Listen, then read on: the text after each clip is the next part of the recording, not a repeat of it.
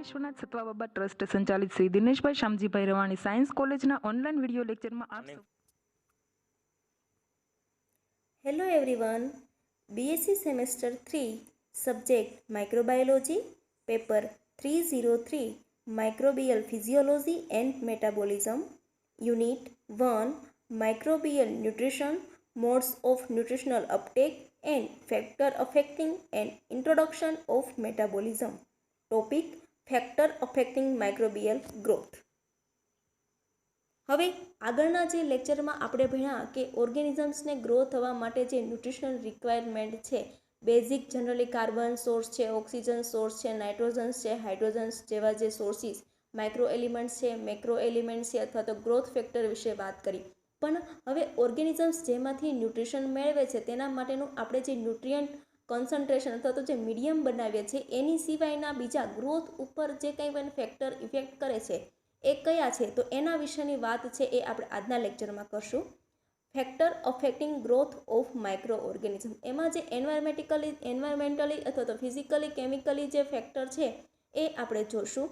તો 1 temperature, 2 pH, 3 osmotic pressure, 4 oxygen, 5 salt concentration, 6 hydrostatic pressure.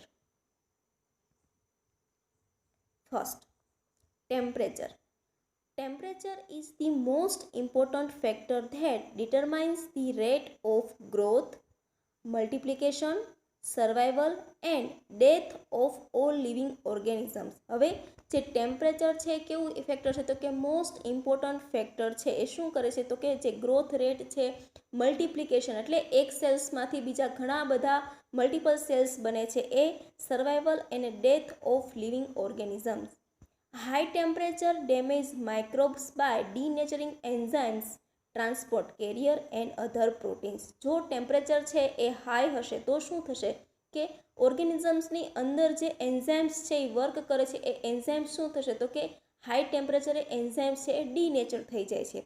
બીજા જે અંદર જે ટ્રાન્સપોર્ટ કેરિયર છે, ન્યુટ્રિશન ટ્રાન્સપોર્ટ માટેના જે કેરિયર છે એ અને અધર પ્રોટીન્સ છે શું થશે તો કે ડેમેજ થશે. Microbial membrane are disrupted by temperature extremes. જો એક્સ્ટ્રીમ ટેમ્પરેચર હશે ત્યારે શું થશે તો કે એની જે પ્લાઝ્મા મેમ્બ્રેન છે એ પણ ડિસ્ટર્બ થઈ જશે. At very low temperature membranes also solidify and enzymes also do not function properly. વધારે લો ટેમ્પરેચર હશે તો શું થશે તો કે એની જે મેમ્બ્રેન્સ છે એ સોલિડિફાય થઈ જાય અને એન્ઝાઇમ્સ છે એ પ્રોપરલી વર્ક કરતા નથી. હવે એ જનરલી ટાઈપ્સ ઓફ ટેમ્પરેચર, તેમાં ફર્સ્ટ છે મિનિમમ ગ્રોથ ટેમ્પરેચર, સેકન્ડ છે optimum growth temperature and third maximum growth temperature. હવે વન બાય વન જોશું. First one, minimum growth temperature. The lowest temperature at which organisms grow is the minimum growth temperature. જે ઘણા એવા organisms છે જેને grow થવા માટે શું છે તો કે ટેમ્પરેચર છે એ લો હોય છે. સેકન્ડ છે એ optimum growth temperature, the temperature at which the most rapid rate of multiplication occurs. Third, maximum growth temperature, the highest temperature at which growth occurs. A temperature only slightly above this point frequently kills the microorganisms by inactivity critical enzymes. Maximum એટલે કે જ્યારે આ temperature છે એ high હશે ત્યારે શું થશે તો કે એન્ઝાઇમ છે એની જે એક્ટિવિટી છે એની અંદર શું થશે તો કે એ ઇનએક્ટિવ થઈ જાય છે. એની અંદર જે એન્ઝાઇમ છે કેવા તો કે ડીનેચર થઈ જાય, પ્રોપરલી ફંક્શન કરી શકતા નથી. હવે એના જે જનરલી ટેમ્પરેચર ડિપેન્ડિંગ ટાઈપ્સ છે psychrophiles. The term psychrophiles was first used by S. Stedman Nelson. They able to grow at 0 degrees Celsius but have optimum temperature of 15 degrees Celsius or lower.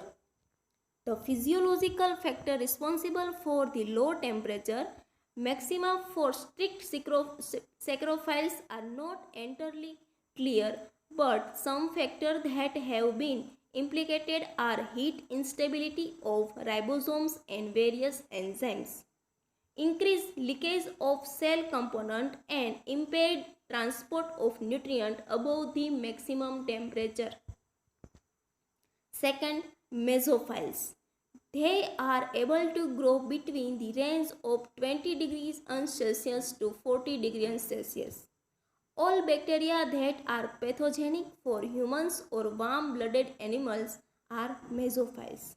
Example, Escherichia coli and Streptococcus pneumonia. Third, thermophiles. They are able to grow between the range of above 45 degrees Celsius. The growth range of many thermophiles extended is termed true thermophiles or obligate thermophiles or stenothermophiles. It's also called heat-loving organisms. Example, Thermus aquaticus. હવે આ જે અંદર graph આપેલો છે, graph છે એ growth rate of bacteria versus ટેમ્પરેચરનો છે. એમાં જોઈ શકાય છે કે નોર્મલી જે ટેમ્પરેચરની રેન્જ છે એ સેક્રોફાઇલ્સ માટે, મેઝોફાઇલ્સ, થર્મોફાઇલ્સ અને હિટ્રોથર્મોફાઇલ્સ માટે છે. એના માટેનો ગ્રાફ આપેલ છે. હવે સેકન્ડ જે ફેક્ટર છે એ છે pH. pH refers to negative logarithm of hydrogen ion concentration. Microbial growth is strongly affected by the pH of the medium. Drastic variation in cytoplasmic pH disrupt the plasma membrane or inhibit the activity of enzyme and membrane transport protein. હવે એ જે pH છે એના types છે તો કે each microbial species has defined pH range for growth and multiplication of microorganisms. First, acidophiles. These bacteria grow best in a pH range between 1 to 6.5. Example, Lactobacillus acidophiles. Second, neutrophiles. These bacteria grow best in a narrow pH between 6.5 to 7.5. Example, Escherichia coli and Salmonella typhi. Third, alkalophiles. These bacteria grow best in the pH range between 7.5 to 14. Example, Vibrio cholerae.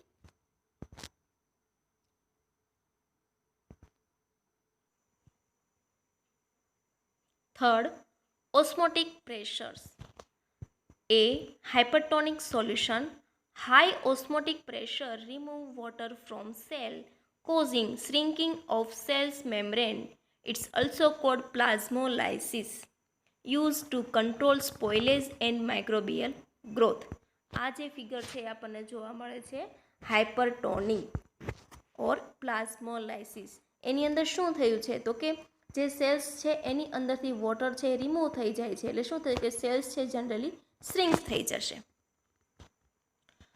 B. હાઇપોટોનિક solution. Low osmosis pressure cause water to enter the cell. In most cases, cell wall prevent excessively entry of water. Microbe may lyse or burst if cell walls is weak. Fourth, oxygen requirements. First, aerobic bacteria. They require oxygen for growth. Example, Pseudomonas. Generally aerobic bacteria છે એમાં શું થશે તો કે aerobic organisms છે એને grow થવા માટે ઓક્સિજન છે એ રિક્વાયર્ડ છે. સેકન્ડ છે anaerobic bacteria. They do not need oxygen for growth. તેને ગ્રો થવા માટે ઓક્સિજનની જરૂર નથી. એક્ઝામ્પલ છે streptococcus pyogenes. Third, facultative anaerobic bacteria. They can grow in presence or absence of oxygen. Example yeast. Facultative anaerobic organisms છે એવા છે કે ઓક્સિજનની હાજરી હોય અથવા તો ન હોય, presence or absence. Microaerophilic bacteria. They require low level of oxygen.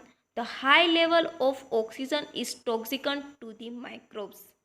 Example campylobacter. હવે આ જે સ્લાઇડમાં છે આપણે જોઈએ છીએ કે ઓક્સિજન રિક્વાયર છે એના માટેની ઇફેક્ટ છે. જનરલી ઓબ્લિગેટ એન્ડ એરોબ્સ એટલે શું થશે તો કે એના માટે ઓક્સિજન છે એ જરૂરી છે, નીડ્સ ઓફ ઓક્સિજન. સેકન્ડ છે એ ફેકલ્ટેટિવ એન્ડ એરોબ્સ, તો કે એનો ગ્રોથ ઓક્સિજન હશે તો બેસ્ટ છે, can not grow without oxygen. Third છે એ ઓબ્લિગેટ એન્ડ એરોબ્સ છે, only grows without oxygens. Fourth છે એ એરોટોલરન્ટ એન્ડ એરોબ્સ છે, growth with or without oxygen. Fifth છે એ માઇક્રો એરોફાઇલ્સ છે, grow is low concentration of oxygen. Fifth, salt concentration. First, halophiles. They require high level of sodium chloride to grow. એની અંદર જે salt concentration હશે કેવું હશે તો કે હાઈ હશે. એક્ઝામ્પલ છે હેલોબેક્ટેરિયમ. ઓસ્મોફાઇલ્સ. They required wide range of water activity. Example છે સ્ટેફાઇલોકોકસ ઓરિયસ. 6. Hydrostatic pressure. Water in ocean and lakes exert pressures exerted by standing water in proportion to its depth. Pressures double with every 10 meters in increase in depth. Example તરીકે છે એના જે types છે જે એમાં grow થઈ શકે છે જનરલી ઓર્ગેનિઝમ્સ, તેને કહેવામાં આવે છે barophiles. Bacteria that live at high pressure but die it left in laboratory standard atmospheric pressure. Example છે ફોટોબેક્ટર એન્ડ કોલ્વેલિયા. તો આજે આપણે વાત કરી જે કેટલા પેરામીટર્સ ફેક્ટર અફેક્ટ જે કરે છે માઇક્રોબિયલના ગ્રોથમાં, તો એના વિશેની ચર્ચા છે આપણે આજના લેક્ચરમાં કરી. Thank you.